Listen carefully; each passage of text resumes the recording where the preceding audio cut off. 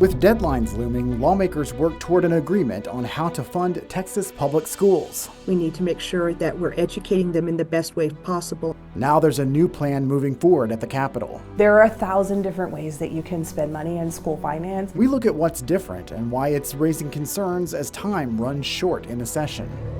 She said it, whether she was famous or not. She's like, everyone's gonna know my name. A Texas mom turning pain into purpose. How her daughter's death is fueling the fight for priority legislation that could change who gets bail in Texas. Big changes could be coming for medical cannabis in Texas. The plan to make it easier for patients to access treatment and allow more ways to take the drug. Produced from the Capitol in Austin and airing statewide, this is the award-winning State of Texas. Hello and thank you for joining us. I'm Josh Hinkle. With less than 3 weeks to go in the legislative session, Texas lawmakers still need to pass a public school finance plan. A new proposal from the Texas Senate could move the funding forward. It has almost the same $8 billion price tag as a plan previously approved by the House, but as Capitol correspondent Dylan McKim shows us, there are big differences in how to spend that money. I hope I don't get choked up when I say this. Stephanie Stobie has taught for 21 years and mentored over 140 teachers. The Round Rock ISD teacher said the most common thing she hears from teachers who leave the profession: The pay wasn't commensurate with the workload I had to do. Our teachers a pay raise this session. 3 months ago, the governor made teacher pay raises an emergency item. But how would the state meet that goal? It's a question being debated in the school finance bill, and a lot of attention is focused on the basic allotment, which is the base level of funding for each student. School districts can use those dollars to pay for things like maintenance, utilities, and staff salaries, including teachers. The House proposes raising the allotment by $440, but the Senate's proposal, led by Senator Brandon Creighton, raises the basic allotment by $55, an idea that has been ridiculed by House Democrats. But Creighton's proposal creates a permanent teacher compensation allotment that's dedicated to teacher pay raises, which he argues would allow school districts to pay more money to support staff like bus drivers and nurses. That basic allotment is now freed up to cover those individuals in ways that it has not been before. There are 1,000 different ways that you can spend money in school finance. Mary Lynn Pruneda, the Director of Education at Texas 2036, a nonpartisan public policy organization, says there are many ways to fund Texas's diverse and vast school districts. She simplified Creighton's idea. It's like if suddenly you got 10% more on your paycheck, you put that towards your mortgage, that means that you have more money to free up groceries. Both proposals would infuse about $8 billion additional dollars into public schools. And Stobie hopes the money is spent well to help students. We need to make sure that we're educating them in the best way possible. Capitol correspondent Dylan McKim joins us now. Thank you for being here. Thank you, Josh. So senators heard hours of testimony Thursday on this bill. What are some of the concerns or complaints people have about this plan? Well, we have to really think about school finance this way. There are 1,200 school districts across our state, and each one of them is going to have some personal reason to have a problem with the finance bill. Maybe they want to tweak a certain thing. So it's really hard to create a finance bill that's going to be perfect for everyone. But some of the more broad things that we heard, concerns, had to do with certified teachers. Under the proposed plan by the Senate, it would get rid of uncertified teachers in public schools by 2030 to phase those out, which uncertified teachers are really helping out school districts who are having a hard time recruiting and retaining teachers. And so this kind of provision would be placed on those public schools, but it would not be placed on the charter schools. And so there was this debate about, well, if charter schools are receiving public dollars and we're treating them like public schools, why don't they have the same requirements as our public schools? Also heard a little bit about the basic allotment. We know that some Texas Democrats have voiced their concerns. Representative James Tallarico says Republicans are gutting this bill because they lowered the basic allotment down to $55 instead of the House's proposal, which is $440. So a huge debate on how we should fund the schools with using the basic allotment. But the important thing to remember, too, is that this bill was left pending in committee, so negotiations are still happening and tweaks can still be made on this proposal. Well, they better hurry up because I know you're sad about this, but we have just about 2 weeks, a little over 2 weeks left in the session. I cry in my pillow every night thinking about it. It's a fun thing to cover, though. But does this have a chance to pass in this limited amount of time? I think it does have a chance to pass. This is an important issue. This deals with teacher pay, which is one of the emergency items that was placed by the governor back in February. And we know that this Senate proposal wasn't just something that was cooked up by Senator Creighton by himself. He mentioned this on the dais in the hearing on Thursday, that this was a negotiation between the House members and the Senate members, really looking at the school finance and approaching to see how they can find some type of hybrid between the two different proposals in the House and the Senate. This is such an important item, and this is such important dollars, $8 billion for public schools, that this will get passed sometime in the next couple of weeks. Well, there was another big development related to Texas schools, movement on plans to get rid of the STAR test. Yep. What's happening there? I loved when Representative Brad Buckley laid this bill out. This is his House Bill 4. He says the stars are big and bright in Texas, but the STAR test is not so big and bright here in the state. And he says this is eliminating the STAR test, this bill, and it was met by a bunch of cheers on the House floor from both Republicans and Democrats, really showing the bipartisan effort here to rectify or at least change the way in which we look at standardized testing here in Texas. So the replacement idea is to have 3 separate tests throughout the year. So what you would do is your child would go into school. They would have a test at the beginning of the year, a test in the middle of the year, and then a test at the very end of the year. And what's unique about this is that those test results would be almost immediate, 24 hours after those kids take it. So those teachers, the administrators can look at the results in the beginning of the year and see, okay, where are these kids in this subject matter? Let's train them, or let's give them the proper curriculum we think will help them. Test to see where they are now in the middle of the year. Have we helped them? Have they hindered? Or they need more help? Then we get a final result here at the end of the year. And it would give the state some results to see how Texas students compare to students around the nation, which is something that we're very interested in seeing, how we compare to the rest of the country. All right, certainly a lot left to wrap up in the last couple of weeks. Good luck with it all. Thanks, Josh. Thanks. Members, the Speaker's desk is clear. Cheers and applause in the Texas House chamber early Friday morning. Lawmakers reached one of the key deadlines in the legislative session. Thursday was the last day the House could consider House bills on second reading. That meant hundreds of bills died when the clock struck midnight. Among them, a bill to prohibit imported shrimp from being labeled as Texas shrimp. A measure to regulate fertilizers made from treated sewage also missed the deadline, as did a bill to clamp down on squatters. But some notable bills beat the deadline. One would require Texas prisons to install air conditioning. House Bill 3006 calls for completing AC installation by the year 2032. Another bill that passed late Thursday would end liability exemptions for manufacturers who advertise their vaccines. The bill would hold manufacturers liable if someone was harmed by a vaccine.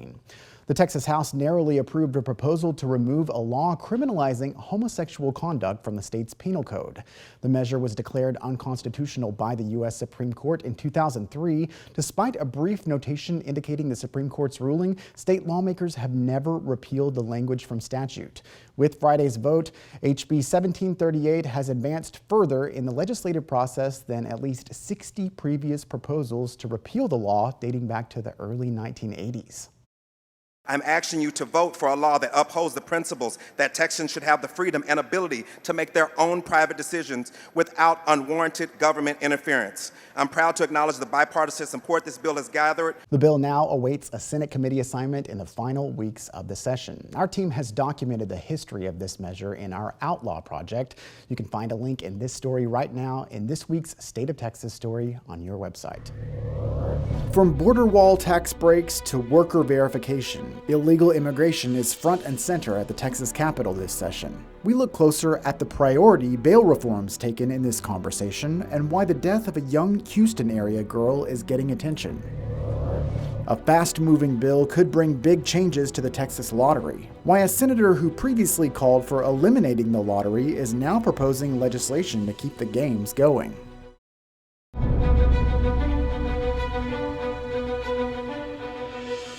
A Texas state senator who previously called for ending the Texas lottery is now proposing legislation to keep the games going.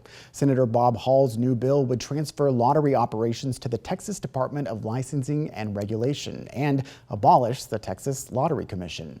Hall was one of the first lawmakers to call for an investigation into the Lottery Commission over their alleged role in a 2023 Lotto Texas drawing. That's when a single entity won the jackpot after buying more than 25 million tickets. That's almost all the number combinations. Hall previously filed Senate Bill 1988, which would end the lottery, but his new bill would continue lottery operations under a new department. In his bill layout, Hall acknowledged that a lot of Texans want to keep playing the lottery and that in 2023, the Texas Lottery contributed more than $2 billion to benefit schools and veterans. Still, Hall told us he wants the state to get out of the lottery. If it was left up to me, the lottery, Texas as a state agency would no longer exist. The state does not need to be in the gambling business. That's not what you have a legislature for. The legislature is here to protect individual rights. And running a gambling operation that is known to be corrupt and can be corrupted is not what the state ought to be doing. Senate Bill 3070 is moving quickly, passing in the Senate Thursday, just days after Hall filed the bill. It now heads to the House for consideration. Meanwhile, the investigation by the Texas Rangers into the 2023 jackpot drawing is ongoing, but is not expected to be complete before the end of the legislative session. As the Trump administration ramps up immigration enforcement, Texas lawmakers are also weighing more border and immigration-related legislation at the state capitol. Why bail reform is a priority for Republican leaders in the debate over undocumented people in our state. Big changes could be coming for medical cannabis in Texas. The plan to make it easier for patients to access treatment and allow more ways to take the drug.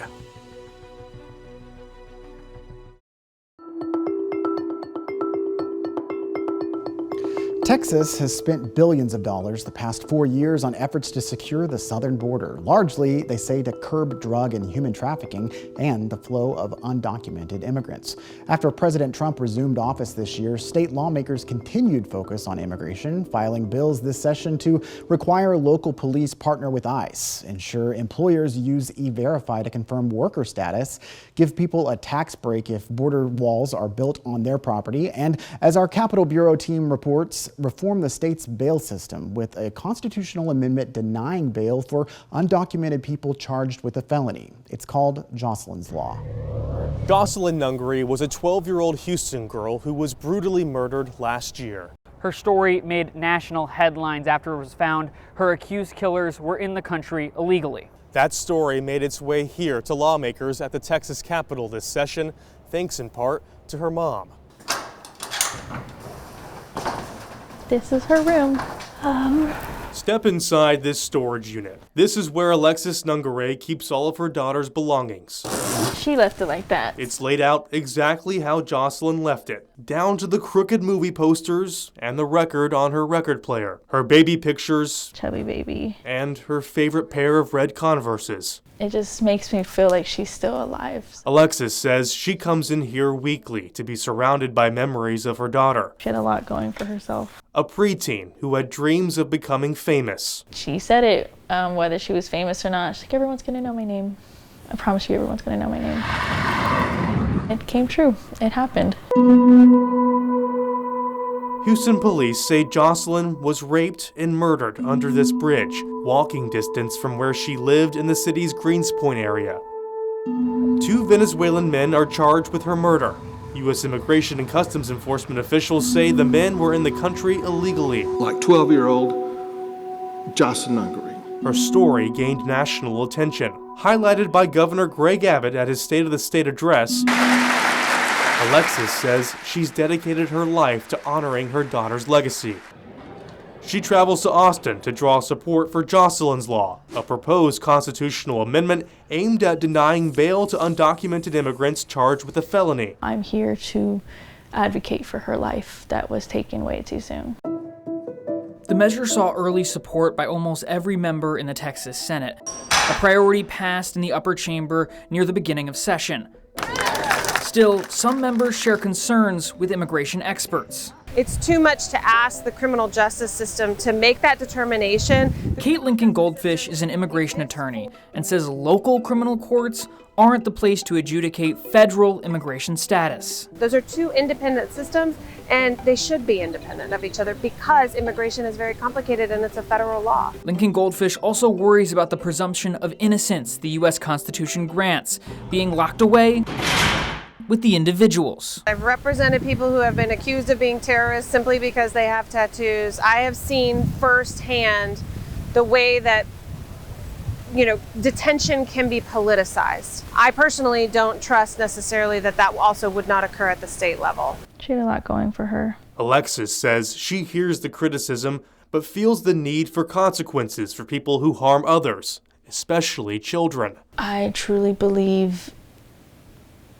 if they didn't want to be held with no bail, no bond, they should not have committed such heinous crimes in the first place. She plans to keep visiting her daughter's memorial, her makeshift room, and sharing her story to anyone who will listen. Bye, Joss. This year, the U.S. Congress passed the Laken Riley Act. It requires the Department of Homeland Security to detain individuals in the country unlawfully if they're arrested, charged, or convicted of certain crimes. Yeah, those crimes include burglary, theft, larceny, and even shoplifting. At the state capitol, I'm Dylan McKim. I'm Adam Schwager. Critics of such measures point to crime trend studies like one of the latest last year from the National Institute of Justice. It specifically examined Texas Department of Public Safety data, finding undocumented immigrants were arrested at less than half the rate of native-born U.S. citizens for violent and drug-related crimes. Meanwhile, Jocelyn's Law moved one step closer to final passage at the Texas Capitol. On Monday, a House committee approved the proposed constitutional amendment. Now it's scheduled for a vote tomorrow in the Texas House. We'll continue tracking Jocelyn's Law and other immigration-related legislation as they make their way through the Capitol. You can see our coverage online now in our special undocumented section. Just look for the link in this week's State of Texas story on this station's website. Going to medical cannabis was a no-brainer for us. Big changes could be coming for the state's medical cannabis program. How new legislation aims to make it easier for patients to access treatment.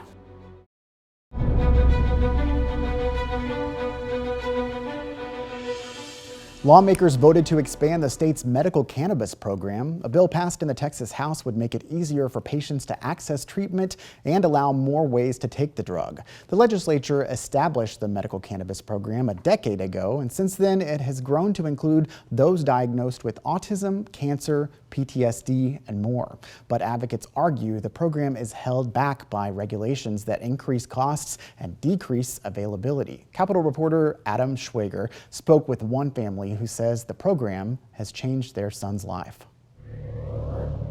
Going to medical cannabis was a no-brainer for us. Kaylee Koch's 10-year-old son, Jacob, has dealt with seizures since he was a toddler. So we started March of 2020 on medical cannabis through Texas Original, and he has been seizure-free ever since. Koch lives in Austin, where Texas Original is located, giving them relatively easy access to pick up Jacob's medication. Texas Original's CEO says this House bill will let them better serve Texans across the state. The way it works today is I have to keep all that inventory in Austin. And so when we have patients in Houston and Fort Worth and Dallas and San Antonio, they order the night before, we drive the prescription to them the next morning. And if they don't pick it up, we have to drive it back. State Representative Ken King's bill eliminates all that travel. All that means is that we can have essentially pickup locations across the state where we keep our medicine under lock and key. The other main change is the method of consuming the low-level THC. Jacob currently takes his as a tincture under his tongue, which takes 10 to 30 minutes to activate. However, for people dealing with conditions like PTSD, a more rapid response may be needed. And while marijuana cigarettes would still be banned, it permits for inhalation methodologies. Within 2 or 3 minutes, people will feel the effects of the medicine. Koch says she hopes to keep advocating for the program in whatever way she can to try to expand access for all Texans who need it. Because of our proximity to where Texas Original currently is, we don't want to move too much further from that. For State of Texas, I'm Adam Schwager. The bill would also help expand the amount of providers in the program, requiring the state to license at least 11 companies. Currently, they only license 3. The House passed the bill on Monday. It's now waiting for a hearing in the Senate State Affairs Committee. As we wrap up this week's program, we want to acknowledge a record-setting vote at the Capitol. On Thursday, Texas Senator Judith Zaffirini reached a milestone that no other lawmaker has ever reached. The Democrat from Laredo has not missed a vote since 1987. It's kind of unbelievable that the record continues. Maybe the greatest record in legislative history in any state. I don't know there could be one better. But with the last bill that you passed, our dean, Senator Zaffirini, has cast her 75,000 consecutive votes. Wow, the Texas Senate paused to recognize Zaffarini's achievement, with members giving handshakes, hugs, and posing for pictures. She's been honored in previous sessions for setting consecutive vote records and has several ceremonial gavels to mark those milestones. Zaffirini currently serves as Dean of the Texas Senate, a position held by the chamber's most senior member. Thank you again for joining us for State of Texas. I'm Josh Hinkle, and we'll be back next week to bring you an in-depth look at Texas politics.